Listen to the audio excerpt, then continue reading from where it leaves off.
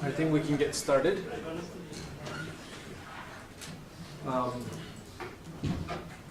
So the TA wanted me to remind you that the project deadlines are strict, and there's going to be, you have to actually turn in the assignments on the due dates if you want to be able to finish the project by the end of the semester. If you delay more, it's going to be harder and harder to catch up, because replicating paper is pretty hard work. Last week we ended by talking about classification models, linear softmax classification models, and today I'm going to talk about underfitting, overfitting, typical problems that we should watch out for when we're doing machine learning projects, and then introduce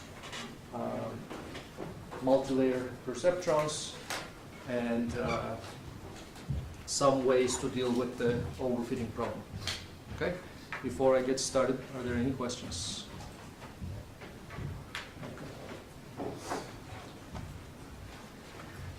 So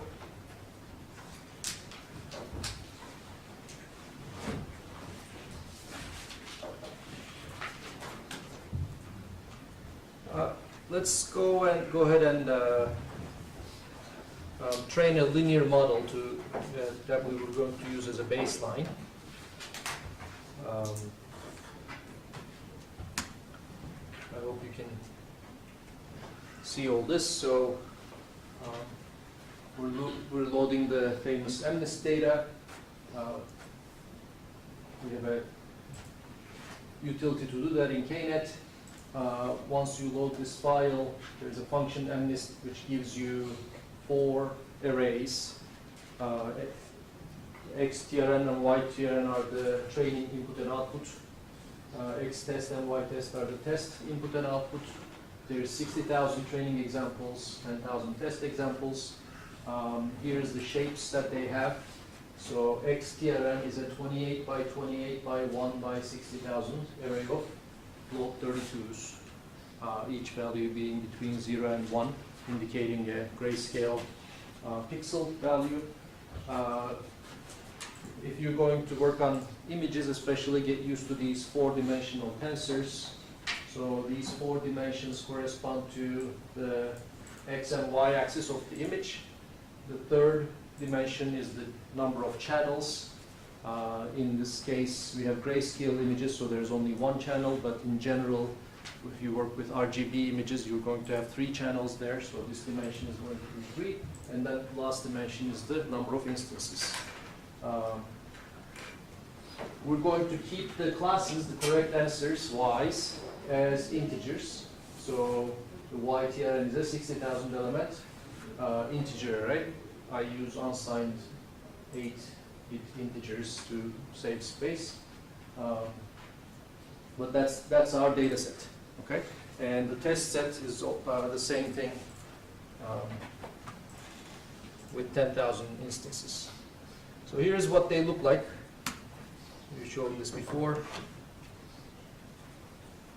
So here's the first 3 test instances. Here the pixel values close to 1 are shown as white and 0 are shown as black. And here's the first 3 Y instances. They basically tell you what classes these things belong to, namely 7, 2, and 1. Any question about the data? Okay, already played with it. So we're going to mini-batch this data.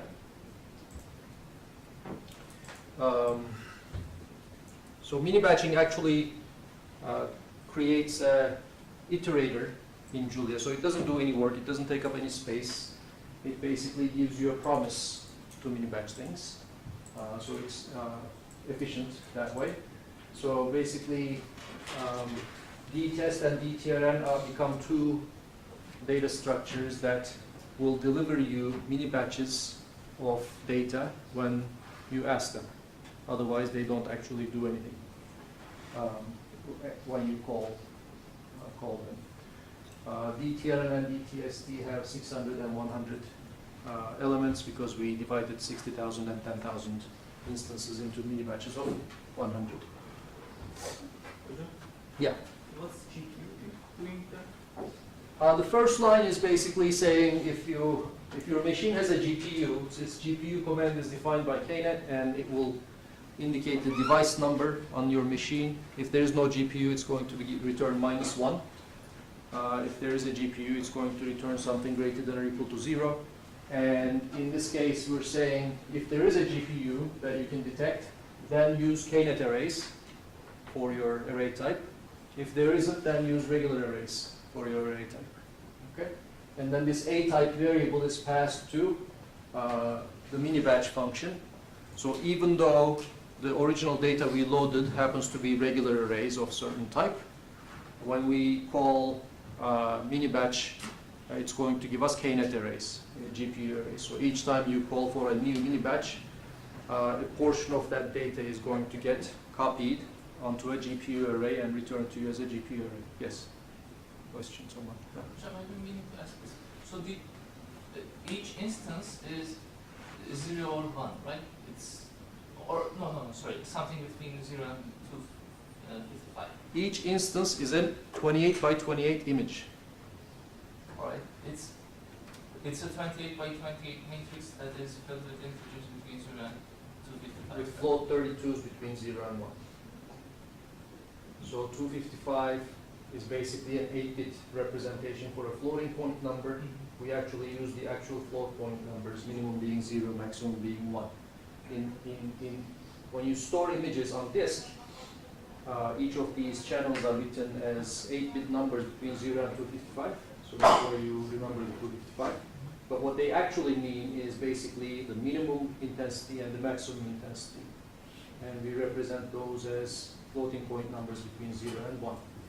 So that's why X's are float 32. X pixels are float 32s. Any other questions?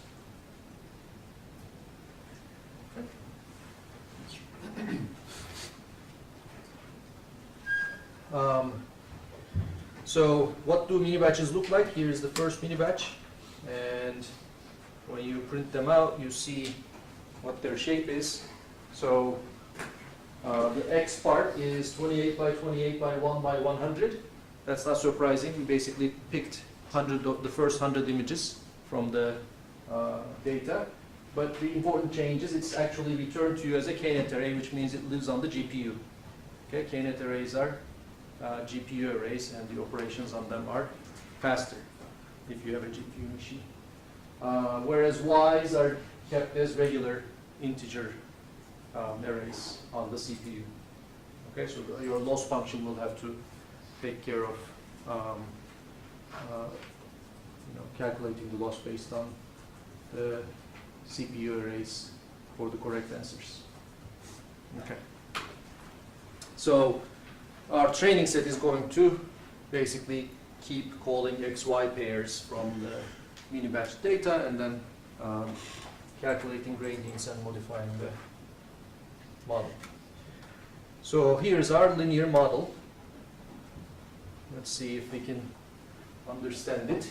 So I'm just defining a linear as a function. W is my weights and X is my input. And it assumes that W has two components, W1 and W2. This is the thing that we did last week. This map makes sure that X is converted into a matrix format. Remember, X is a 4-dimensional tensor. This is a matrix multiplication. We want, if we actually try to multiply a m by n matrix with a 4-dimensional tensor, we get an error.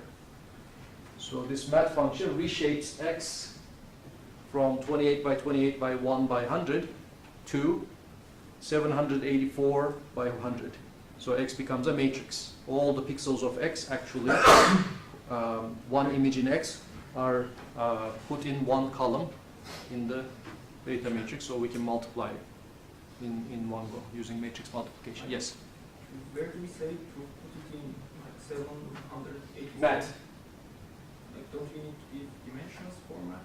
No, mat basically is a function that I wrote that basically says if you give me you know, A, B, C, D dimensional tensor, it's going to turn it into A times B times C, comma, D dimensional matrix.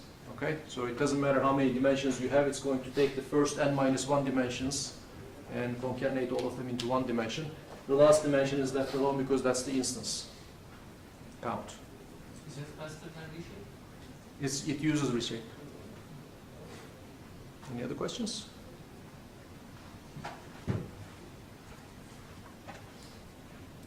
And then initialization, W init 1, is basically coming up with some random weights for our model. So remember A type, that's the thing that we defined in the beginning as k-net array or regular array, depending on whether or not you have a GPU. Now you have to be careful that when you're multiplying things, they both live on the GPU or they both live on the CPU. Since we decided that the data mini batches are going to be copied to GPU for fast processing, weights which multiply them should also be k-net arrays. That's why I'm giving this A type here to convert these things into the right type. Dimensionality wise, we have a 10 by 784 W, so that's also normal. Here's 10, here's 784, that's W, and here's 784, and 100, and that's X. And that's going to multiply into a 10 by 100 Y predicted. I'm also going to add a bias. Right, so, and then the bias is basically 10 by 1. So it's going to be a broadcast. This is W1, this is W2 or B. So this is 1 by 10. And this is not Y. And actually this is, let's go to Z. And then when you add these things, then you get the Y predicted, which is going to be a 10 by 100 array. Any questions? Okay. So let's initialize some weights. Notice that I'm initializing the biases to be 0. That's the general thing people do. Weights you want to initialize into small random numbers. Actually, in this case you don't, but usually with neural networks you do that because otherwise, if you initialize everything to 0, weights that are symmetric with each other would move together, and you wouldn't actually get very good training. Ask me that again after I introduce MLPs to explain it better. But biases have no such need, so biases can be initialized with zeros. Okay, so now we have all the components to start learning. So here is my linear function with W and X, giving me my Y pred. Y pred, which is this guy, as I mentioned before, is a 10 by 100 array. And it's an array of just regular real numbers. They can be negative, positive, they don't have to be add up to 1. So these are the things that we call scores. These scores will need to be normalized and compared to the real answers before we can calculate our loss function, which we can write that by hand, or we can actually use a utility function that I wrote called NLL for negative log likelihood. So here is what it looks like. Oh, sorry. This is the actual answer. So this is my predictions. This is the actual answer. So if this is my predictions and this is the actual answer consists of a bunch of integer answers, right? How am I going to calculate negative log likelihood? My actual answer has this shape, 10 by 100. Well, for the first instance, Y tells me that the answer is 7. Remember, the first digit was a 7. So what I need to do is, for the first column, look at the score on the 7th row. After normalizing, of course, after turning in everything into probabilities or log probabilities, I'm going to look at the 7th row in the first column. and then the second correct answer is 2. So I'm going to look at the second row in the second for the second instance, etc. So I'm going to look at the scores or the log probabilities of each correct answer. Namely, I'm going to look at one number on each column, right? After normalizing, add them up, and that's going to be my total log probability, or negate it to get negative log probability.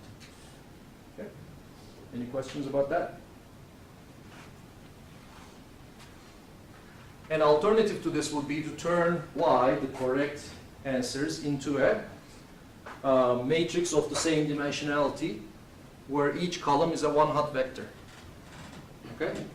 If I did that, then basically I can element-wise multiply the two matrices, and I will be left with only the scores or log probabilities of the correct answers.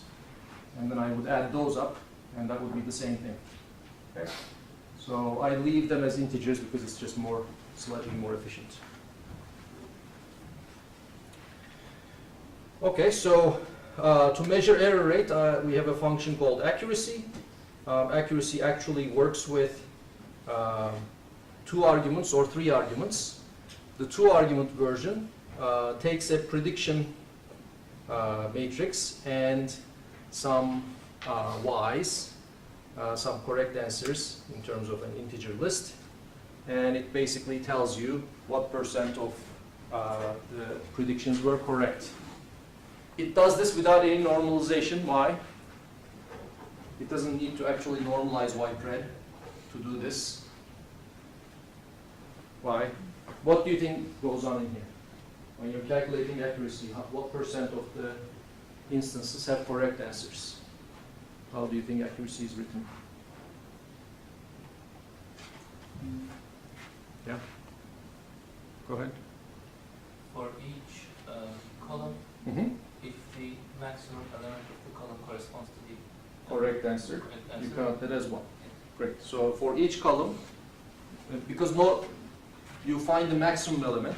Now the maximum element is not going to change if you normalize it, because normalization is a monotonic transformation. So it just finds the maximum element. So let's say the 7th element is the maximum in the first column.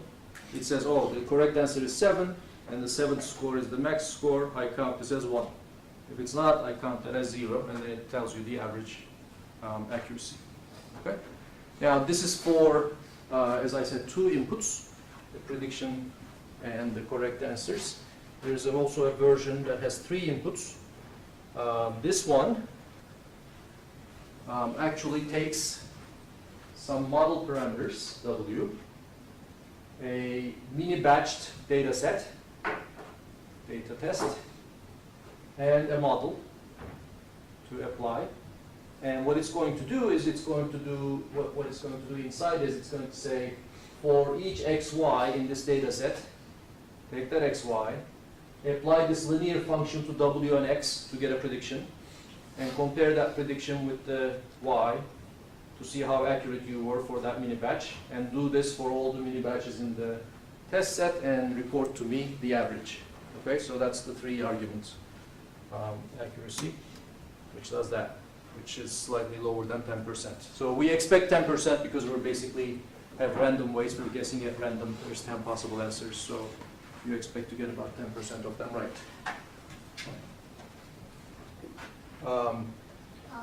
Yeah. I need to understand. Okay, this demo one for one batch only, right? The first accuracy for the 2 arguments does it for 1 batch, and it takes your predictions and the correct answers as inputs. The second one does it for the whole data set. Average accuracy for the whole data set. And I define this function called 0, 1 because accuracy is a good thing. You want it to increase, but machine learners always are interested in things that decrease. So they call it the 0, 1 loss, which is 1 minus accuracy. So this is the number that you want to reduce. Instead of this is the number you want to increase. So we're going to plot this so it looks similar to our loss plots. Okay? So that's 0, 1 loss is just equal to 1 minus accuracy. Okay, so now let's look at our loss function. Actually, it's a if you ignore the ifs here, it's a one-line function that just calls this negative log likelihood thing that I wrote, which basically does exactly what I told you. Normalize your predictions, and then look at the correct rows in each column, and see what the total score is. So here, X and Y are the inputs and the correct answers. So it does it, it calls, and predict is the model we're going to use. We're going to actually go through different models. So I may predict one of the inputs. So right now we're going to use the linear model as our predict function. But when we write new models, we can change this predict argument. So this predict argument is a function that takes W and X and gives you a Y prediction. Okay, so W is the weights, X and Y is the input and output. So predict, you call predict for W and X, gives you a Y thread, and then you compare that with the correct Y using the function NLL, which gives you the negative log likelihood loss. Okay, I'm going to explain these optional parts in a little bit. These are for regularization to fight with overfitting. But for now, since the default values of L1 and L2 are 0, none of these things are going to work. So this, all of this function does is just give you the negative log likelihood with the default arguments. Okay, so that's my loss function. What is this all? Oh, those are, so Julia functions can have regular arguments and keyword arguments. So I can define an f that has x, y, and then I can have some keyword arguments. K equals 1, m equals 2, etc. Okay? Now, sometimes I want to be able to specify more keyword arguments, but I don't want to specify their names. Then I can actually put another variable here, let's say foo dot dot dot. And this stands for other keyword arguments. So whatever other keyword arguments the user gives me is going to be collected in this array foo. And I can put them up there. So I suspect this soft loss is going to be called with other keyword arguments. Why, you say? Because predict, the function argument itself may have some keyword arguments, right? So when I'm calling predict with W and X, I may want to pass that some keyword arguments. And I don't know what these things are going to be, but whatever they're going to be, I'm going to receive them using this optional keyword argument list, and then just pass it on to predict. Okay? So this is for the future if we write a more complicated predict than linear. Linear has no optional arguments, so this won't have any effect. But we might actually have predict functions with optional arguments. In this case, this is how we would actually pass unspecified optional keyword arguments to another function. Yes? Do we need to use dot dot dot for predict? Because it's all it's optional. Is there predict parameter? Do we need to use dot dot dot again? Dot dot dot is a splat function. So, so if you have a, let's say if you have an array, okay, 1, 2, 3, and let's call this A. Okay. It's called all, Now, right? calling a function with A and calling a function with A dot dot dot are two different things, right? Calling a function with A would be basically calling it with an array.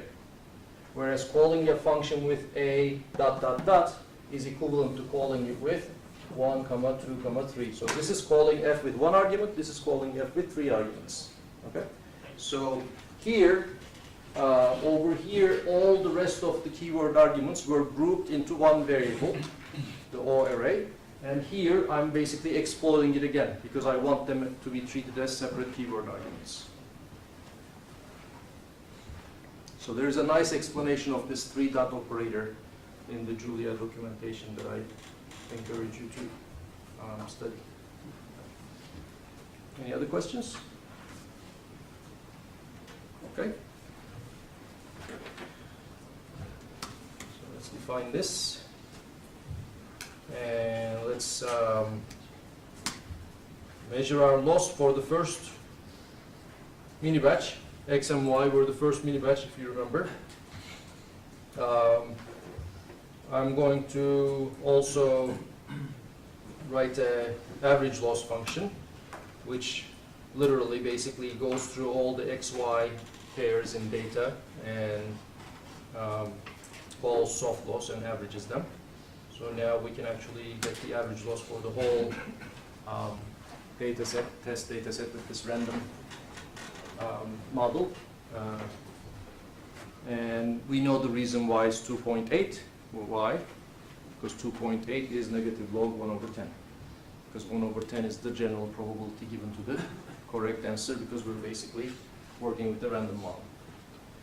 Okay, so now I think we're all ready for some training. Any questions? I'm gonna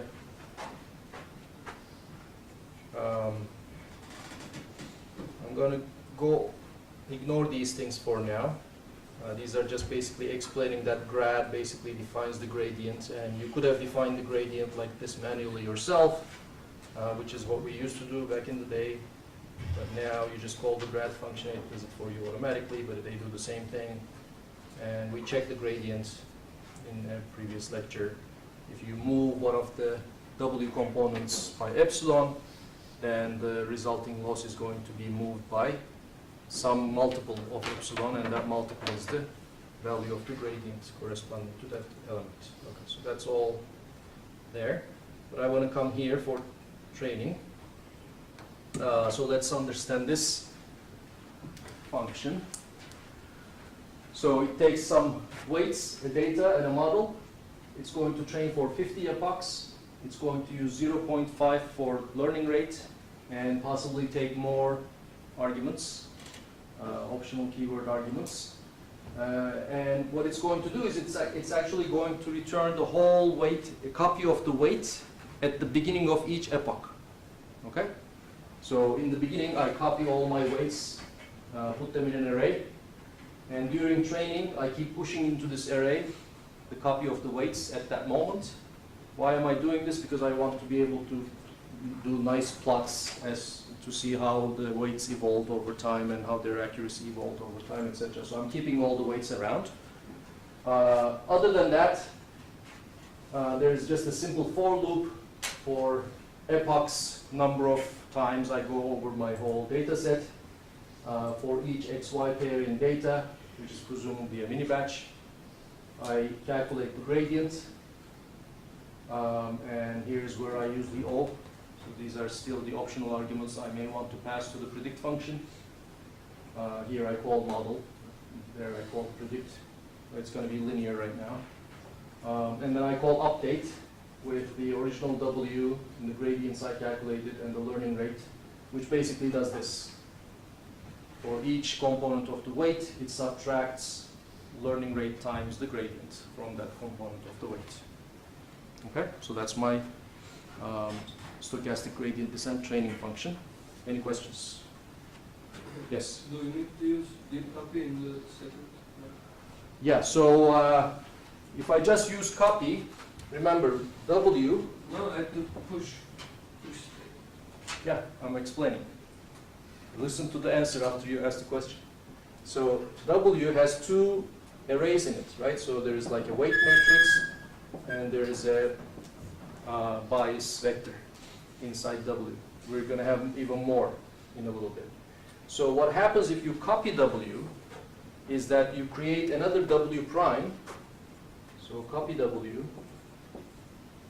is going to give you another array, but the two elements of this array are going to be identical to the two elements of the original array. So these arrays won't be copied. Only the outer array will be copied. Okay? So even though W and copy W are different objects, their first elements are going to be still identical, which means when update changes the individual entries, I'm going to lose all that information.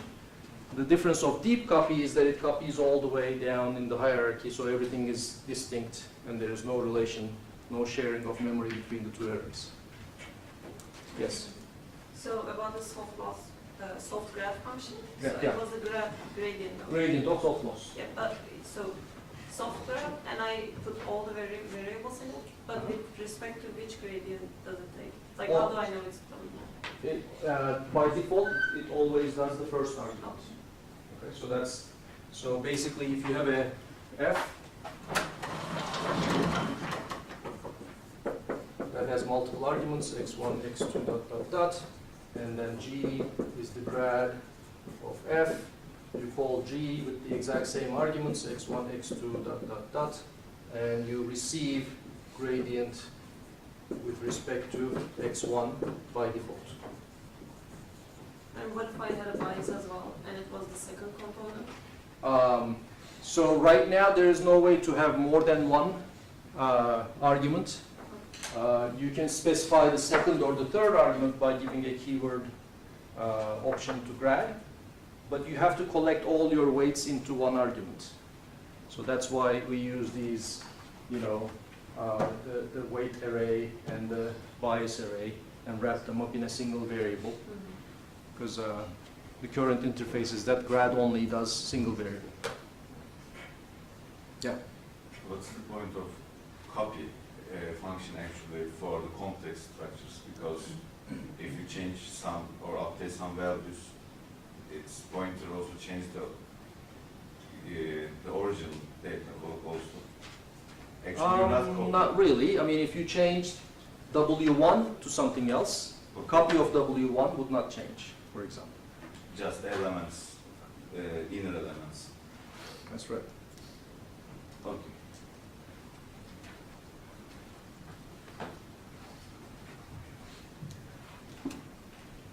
Okay, so let's train it.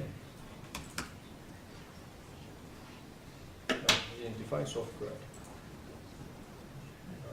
Where's soft grad? Here. May I ask something? Of course. Why are we trying to keep a list of the weights for every epoch? Because I'm going to create some plots Okay. and show you how things were at the end of epoch 3. Normally you don't do that. It's just for this If we moment. didn't care about that, we wouldn't do Yeah. the all weight deep copy. Yeah, yeah. push.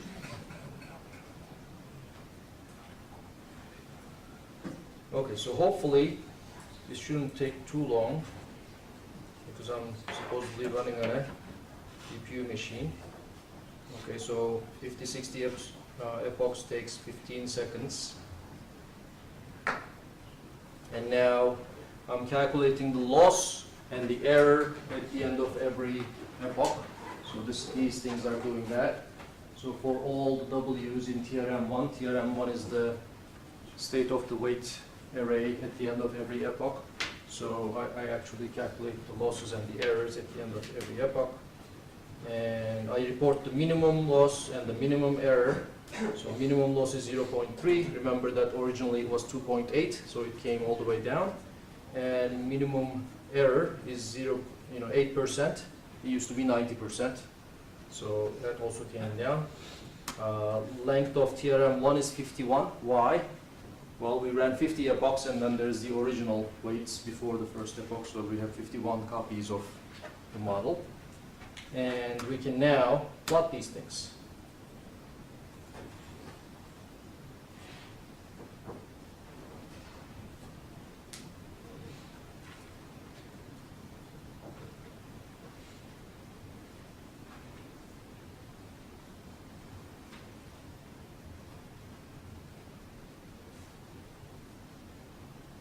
Okay, so this was the losses and versus epochs. So red is the test loss and blue is the train loss. And we can also plot the errors. Let's plot the errors and then I'll talk about it.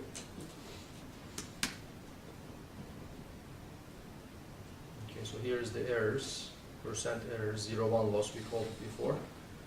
For 50 epochs, again the higher curve red is for the test and blue is for training. So the best test error is still about 8%, and the best training error is about 7%. So here, I mentioned before, we see examples of both overfitting and underfitting. Overfitting is basically indicated by the gap between these two curves.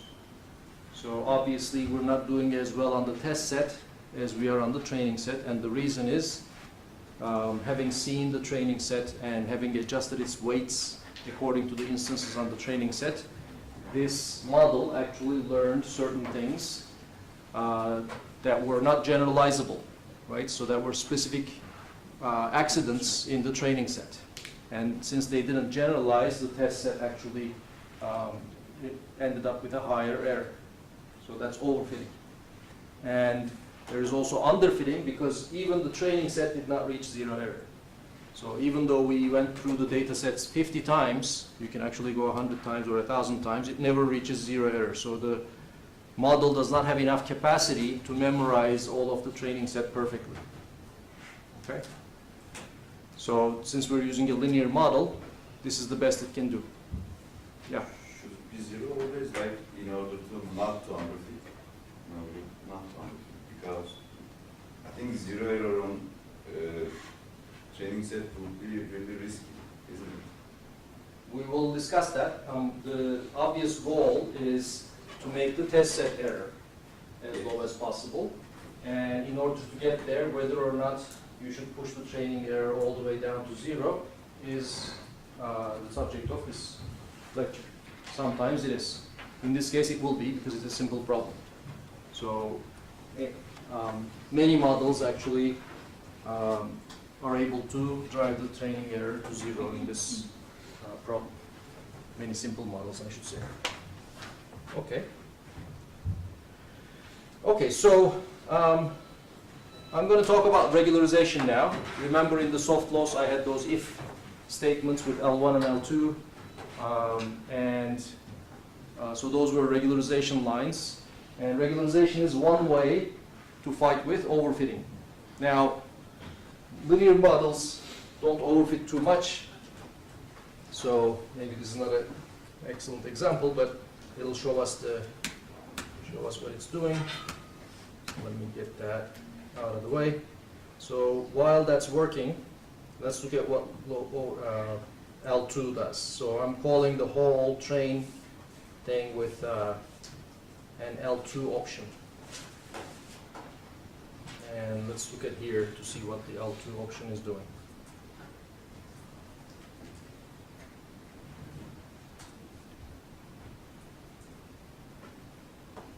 Okay, so the whole thing. So if L2 is not equal to 0, this is the case, what I'm going to do is I'm going to modify J. J was my loss. Remember, my loss was negative log likelihood over the whole data set. Average negative log likelihood of the whole data set. What I'm going to do is I'm going to multiply with L2 this sum. What is this sum? Well, this sum is going to take the different weight arrays from my model and calculate the sum of their squares and add them all up. So basically what it's doing is it's doing this sum WI squared, add it all up. So it's taking the 2 norm of all your weights and multiplies that with some coefficient L2 and adds that to the loss. Now what does that do? Well, loss is something that we'd like to reduce, right? So that means this thing is pushing the training towards smaller weights, because when the weights get too big, the penalty from the L2 regularization component gets larger. Why do we do that? Well, in fact, this regularization was probably invented because somebody noticed that when you're doing linear regression or logistic regression, what ends up happening is if the data set is too small and if you're overfitting, after learning all the correct answers, the weights get bigger and bigger and bigger. Okay? If you keep training, if you keep turning the epochs, the weights start exploding. Why?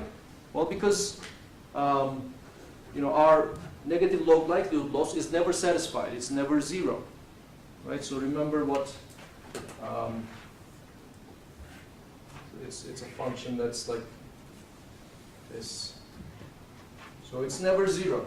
So it's always going to not only get the correct answers, but make the scores of the correct answers bigger and bigger and bigger. The bigger it gets, the scores of the correct answers, the closer their probabilities get to 1. And the closer to 0, your final loss becomes, never reaching 0, because we're dealing with finite numbers here. So that's the behavior. When a linear model overfits, its weights explode. When we add some L2 factor, it's basically guarding against that explosion. So it's basically saying keep your weights small. And the L2, some lambda 2 coefficient basically gives you the exchange rate between this factor, which is how large your weights get, and the actual loss, which is the data-related portion. Okay, so by adjusting L2, you can tell the training procedure how important each component is. Okay, and this has shown to reduce overfitting. And L1 is another form of regularization. It's also known as lasso in the regression literature. And the only difference here is that it basically sums the absolute values of the weights rather than the squares of the weights. Okay? And it has very different characteristics in practice. In particular, using L1 derives more of your weights to exactly 0, whereas using L2 doesn't quite derive anything to 0. Everything becomes smaller, but they don't really go to 0. So if you need a sparse model, if you need a model with lots of 0 coefficients, then you use L1, which has certain advantages. One last detail is when I'm looking at when I'm iterating over the weights in W, I use 1 to n. And somebody guess why? Actually, with the linear model, it's hard to guess, but let's say I'm going to introduce some multi-layer models in a little bit. And in a multi-layer model, W looks like this. So the weight matrix and the bias for the first layer, the weight matrix and the bias for the second layer, etc. Right? Okay, so why am I... Yeah? We skip biases just. Yeah. You don't want to actually regularize your biases because biases basically determine the center of your predictions. Okay, so they're not the problem of they're not the problem to be fixed. You only want to regularize your weight matrices. Yeah. What are the typical values for L2? Like 10 to the minus 5. Depends on since this is a sum, how large this sum gets depends on how many weights you have in the model. Right now we have 10 times 784, so 8,000 weights. And for this case, 10 to the minus 5 seems to work fine, but it depends on the size of your model. Any other questions?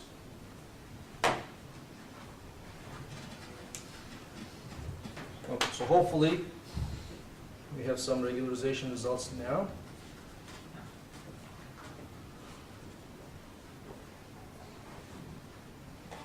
To regularization. Okay, so here's the loss. Okay.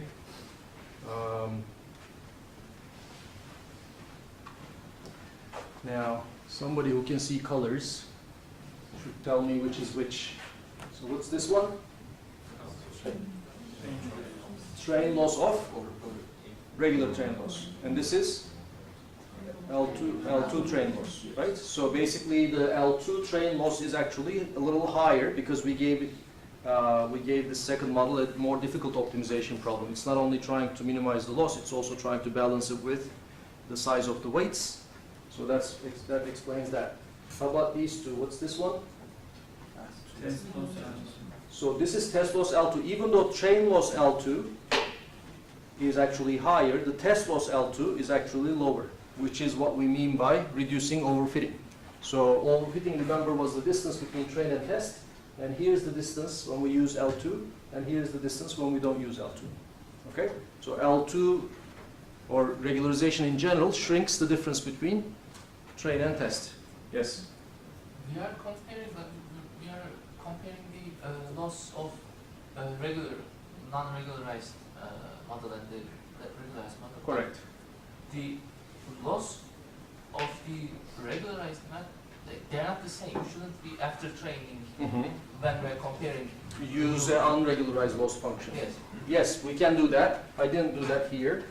We can also look at the error, which should have have a similar behavior, right? So in the case of the error is not, affected by that, and I see the same behavior hopefully.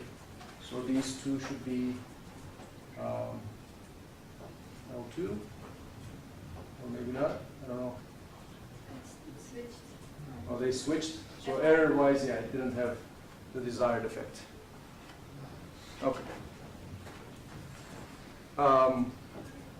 Anyway, but that was to give you an idea of what L2 regularization is and L1 regularization is. In the case of the L2 regularization, you add the two norm of your weights to your loss with some coefficient. And in case of L1, you add the one norm of your weights to your loss with some coefficient. Any questions about that? Now, in the linear model, underfitting is a more important problem than overfitting. So in order to deal with underfitting, we actually change the model and make it a bit more complicated. And that's where we introduce multi-layer perceptrons. Okay? And multi-layer perceptrons is basically more than one linear regression model stuck together with some non-linearities in between. So let's try to read this quote. So multi-layer perceptron has a weight matrix that looks like this. So it consists of the first layer weight, first layer bias, second layer weight, second layer bias, etc. It can have any number of layers. I don't restrict it. So we convert X into a matrix, and then I iterate over all my weights two at a time, because they go weight bias, weight bias, weight bias, right? And then I calculate Wi times X plus Wi plus 1. This is the regular linear function. I apply this ReLU thing, which is a nonlinear transformation that I'm going to mention in a little bit, and that becomes the input to the next weight. So let's see what's going on here.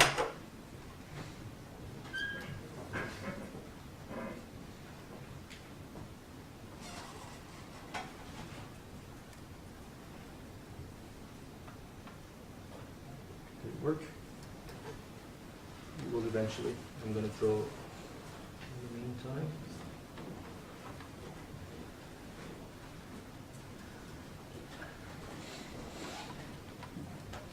Here's W1.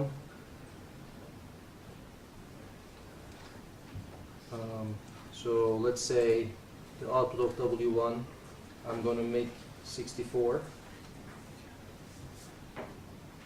Okay, so that gives me some other X prime, and then add some bias.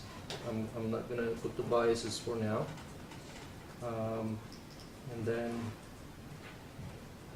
64 by 10. Here's another matrix, W2, and I multiply it by X prime, and I get Y hat.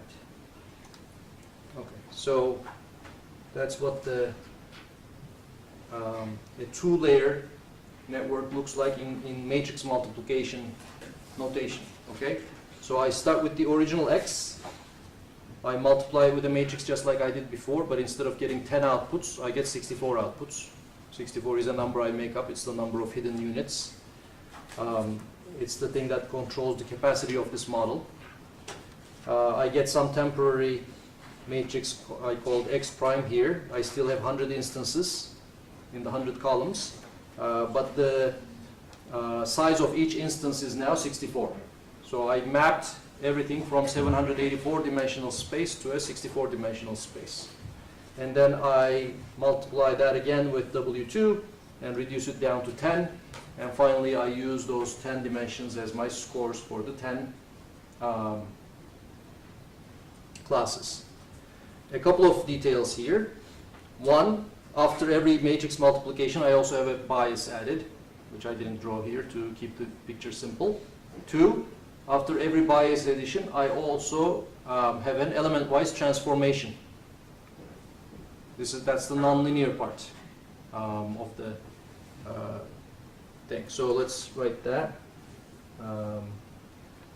After every W1 add bias to apply nonlinearity.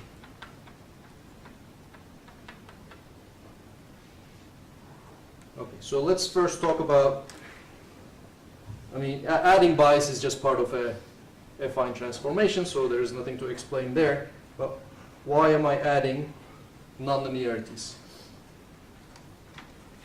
Why am I applying these nonlinear functions? Why can't I just have multiple linear functions? And you will have one linear function. Right. So let's say, let me actually write that down for you. So if I actually wanted to write this as a math formula, I would say, well, take W1 times X plus B1. So that's the output of the first layer, right? So this is what I called X prime before. And then multiply that with W2 and add B2. Right? So without the nonlinear functions, this is what I'm computing. Okay? So if I actually multiply everything, this becomes W2.W1x, since it's associative, plus W2 B1 plus B2. So these things are actually, I can call these things B0. I can call these things W0. So at the end it turns into a W0x plus B0. And guess what kind of function this is? It's a linear function. So if you compose two linear functions together, you still get a linear function that does not add anything to the representational capacity of your model. That's why we need the nonlinearities in between. The other thing I want to show you is, this was the matrix representation. Usually you don't see neural networks drawn like this. You see neural networks drawn like this. Okay. So I want you to see both pictures to form the correspondence. So 784 inputs come in, right? And I have 64 of middle layers, and I have 10 out layers. So everything in the middle layer is connected to everything in the previous layer, in the input layer.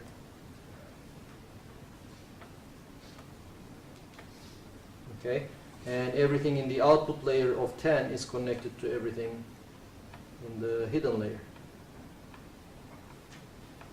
etc. So this is output, this is hidden, and this is the input layer. Now this picture only shows one instance. In the previous matrix picture we had a mini batch of 100 instances, so this is only for one instance. So one instance, one picture of 784 pixels come in. I put those pixels into the input layer, right? And then from these input layers we get the hidden layers. So here, for example, one of the hidden layers, Hj, is equal to a weighted sum of all the inputs. So sum I equals from 1 to 784 of Wij Xi. Right? So basically for the jth hidden blob here, I calculate the weighted sum of all my inputs. That's what it means for the hidden units to be connected to all the input units. And if I put all these Wij's together into a matrix, that's what I get as my W1 matrix. So this W1 matrix is another representation for all the weights here. Okay? And this W2 matrix here, which turns X prime into Y hat, is the picture for all the weights over here. Okay, so the two pictures are the same.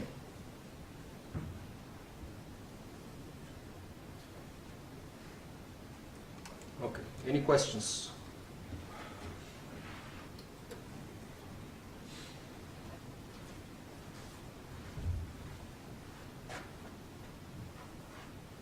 No? Okay, so let's do, I'm going to go ahead and actually run all below. So it actually runs things while we're talking.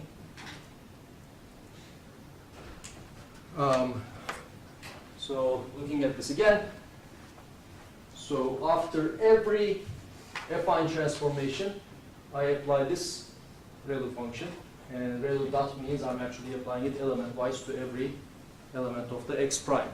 Okay? And ReLU is a very simple function that looks like, it's short for rectified linear unit. So here is some element of X, and here is ReLU of X, and it just looks like this. Okay?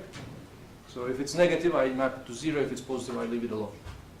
It's a very simple function, but it works well in practice, so people love it and use it. There's other possibilities. So there's this one called the sigmoid function.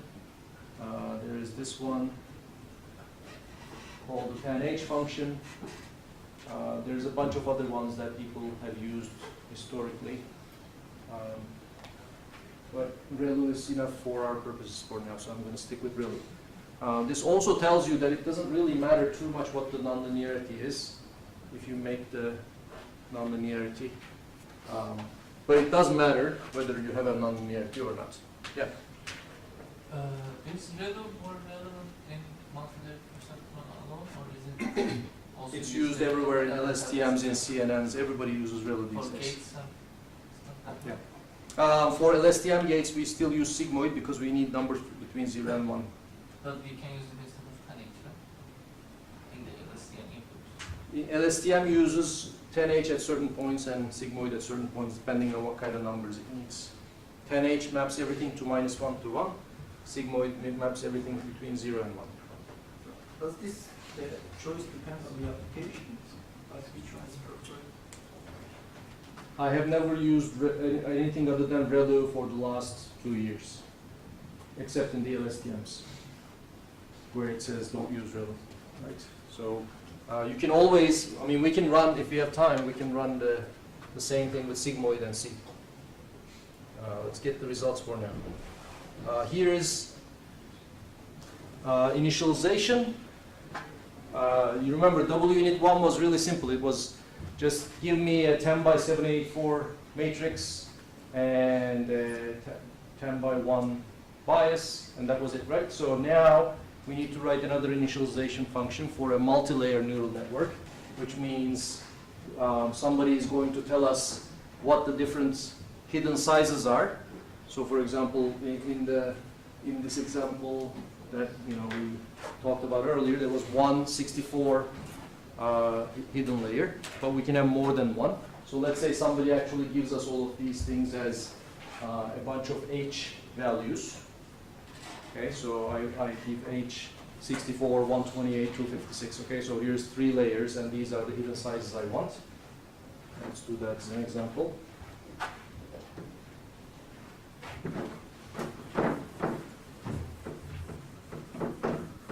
So if I want my hidden sizes to be 64, 128, 256, which is not a good idea to increase them, but anyway, just as an example.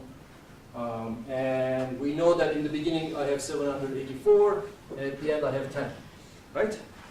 So what are my matrix sizes going to be? What's the size of the weight matrix for the first layer? What's the size of W1? I can tell you that this is 784 because it's going to multiply a 784, right? And the output is going to be 64. How about the next one? The next one is going to have a 64 input and 128 output. This is W2. The next one is going to have a 128 input and 256 output. And finally, the last one is going to have 256 input and 10 output. Okay, W3, W4. So if you supply these three arguments to my new initialization function, it's going to give you 4 matrices of the appropriate size and with associated biases. Okay? So that's what this program is doing.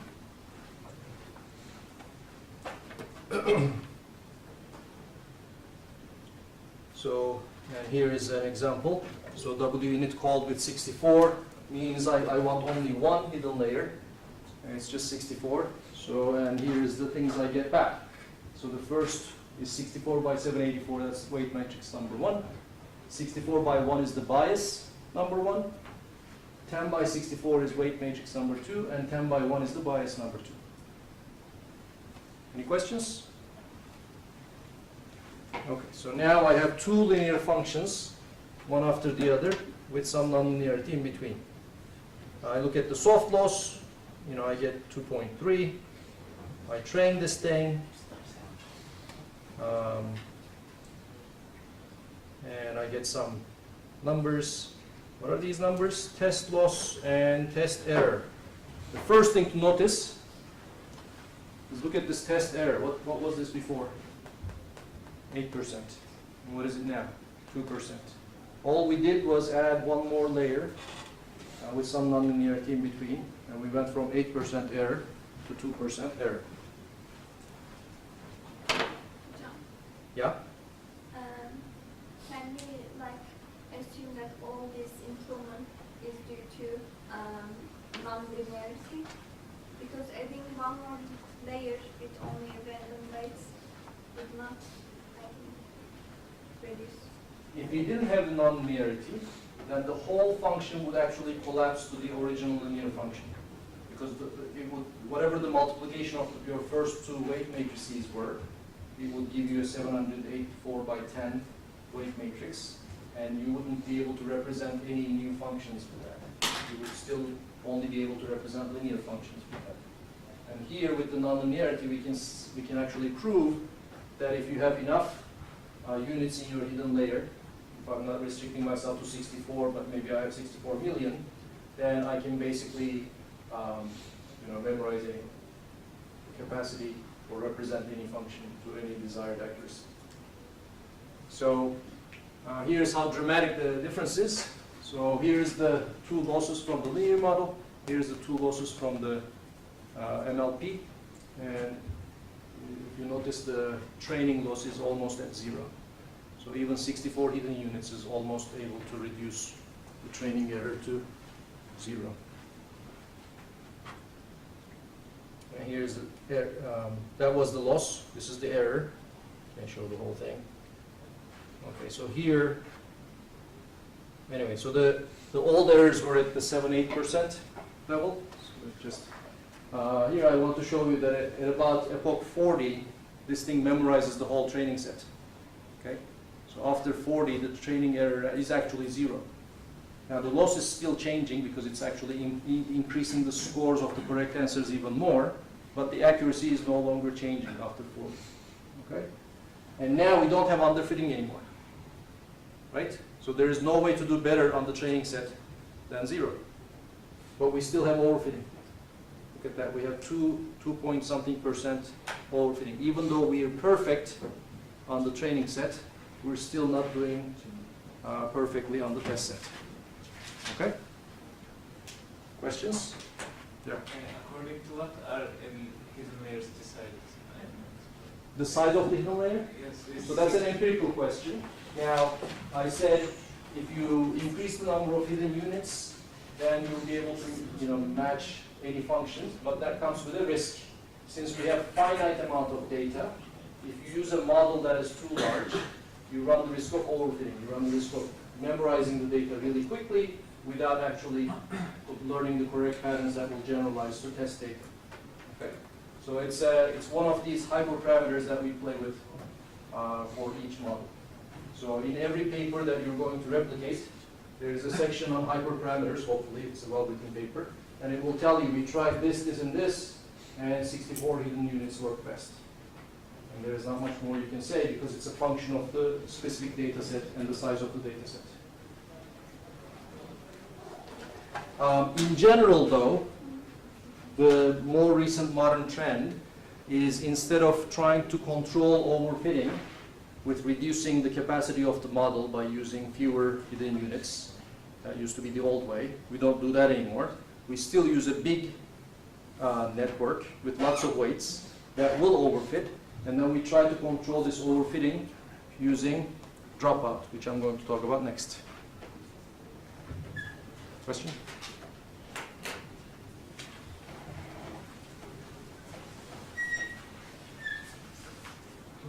Okay, so before dropout, I wanted to show you regularization. So we tried L2 regularization before with the linear model. Now I'm going to try L1 regularization, which is basically adding the absolute values of all the weights instead of the squares of the weights.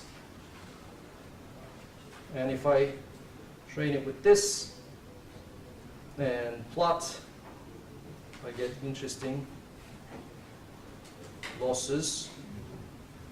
Okay, so what does this do?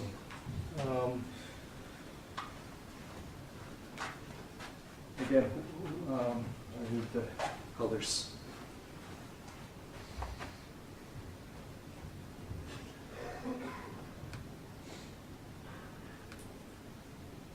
There we go.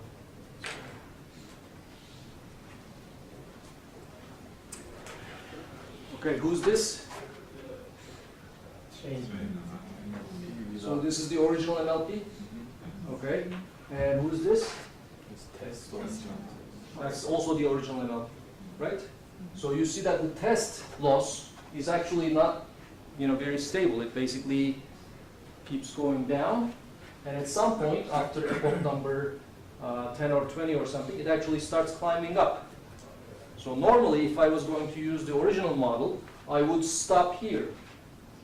Okay? I wouldn't actually go all 50 epochs because it's not doing anything. It's basically memorizing the training set more and more, but that's not helping the test set at all. It's actually hurting it. Okay?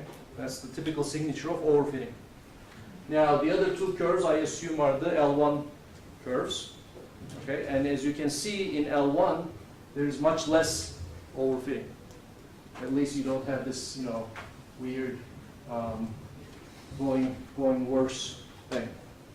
And the minimum loss on training is a lot worse than the original model because I'm regularizing, and this is the loss including the regularization. However, the minimum loss on test set is actually better. Okay? And if I continue, it seems like it might even get a little better. Okay, so that's how L1 regularization helps. And here's the same graph with errors. In case of errors, though, I don't actually gain much, seems like. Right? So, this is the regularized test error, I think. Correct? Yeah, so even though loss is better, the errors didn't get better. So that's another thing. Loss and error are not the same thing. You can have lower loss, higher error. Because loss, remember, is the average probability, average log probability we're assigning the correct answers. You can assign very, very good scores to the correct answers for some subset of the instances. Another model might be a little more unsure about its answers, but it might get more of the answers correct. Okay, so we're still at 2%. Now let's try dropout. Okay, so we have only a few minutes left. Dropout is an interesting operation. there's two ways to describe it. Again, a matrix view and a neural network view. In the neural network view, it basically corresponds to erasing some of those units during training, but erasing a different subset for each instance, okay, or for each mini batch. So actually, for each instance, I correct myself. So I drop half of my hidden units every time I see a new instance. Why would I do that? What would that prevent? Yeah. It helps you to generalize more actually, because your whole weights are not going to memorize the instances or Right. not get affected. Right. So there is several sort of speculations on why this thing actually works. None of it I find absolutely convincing, but there are sort of heuristics that Hinton came up with. So he basically says, okay, by dropping half the weights every time, you force each weight to act, strongly on its own, because it can't rely on its neighbors to make a decision together, because some of its neighbors are going to be dead next time, right? So then it forces each weight to learn something that actually is generalizable rather than memorizing particular aspects of the data. Another view is that by using a different subset of the network for each instance, you're basically simultaneously training exponentially many networks. Okay, so if we actually take every different half subset of this network and view it as another neural network, that means that for every instance I'm training a different neural network. But all these different neural networks are sharing a lot of their weights. So it becomes an ensemble argument. It becomes an argument of, I have exponentially many models that I'm actually averaging by doing this. Yeah. Is there any better way to, proof of this dropout? Like, should we make our networks sparse, or some kind of protect this part and drop the rest with some neighbors? Is there any? Instead of randomly? Yeah, randomly, but how randomly?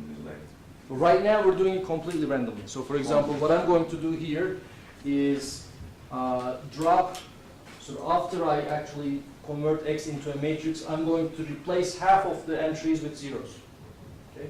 And every time after I calculate the new layer, I'm going to again replace half of it with zeros. Okay? During training. During testing, I don't do that. Okay? So if you read the original paper, which I gave a link, it says, we did this and we actually think that it was this ensemble thing, why this is working. But then, instead of dropping half the networks, we decided to multiply everything with Gaussian noise, and we got this, similar result. So it seems like adding noise to the hidden layers is doing the trick. And the math is still being discovered. Okay, so the matrix view is basically maybe much simpler. All of these W's, give me different X's, X1, X2, X3. What dropout does is basically it goes here and replaces half the entries with zeros. It goes here, replaces another random half with zeros, etc. Okay, and you control what percent of the entries get replaced with zeros every time.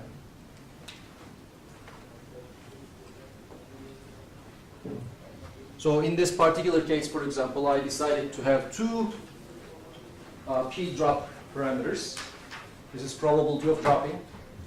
And the first one applies to the input, and the second one applies to the hidden layers, however many you have. So I can try something like drop only 0.2 of the input, but 0.5 of the hidden units during training. Okay? So this sounds like a crazy idea, which has no chance to work, but it actually works. Here's the plots.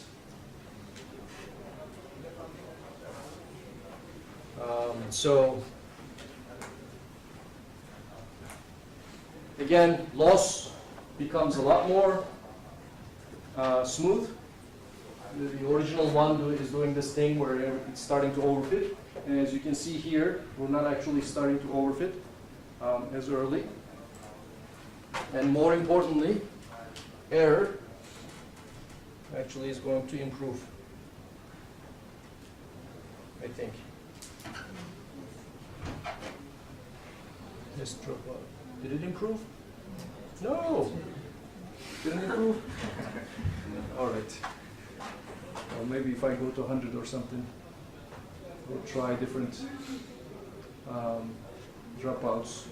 It improves, but in general, it actually improves the generalization power.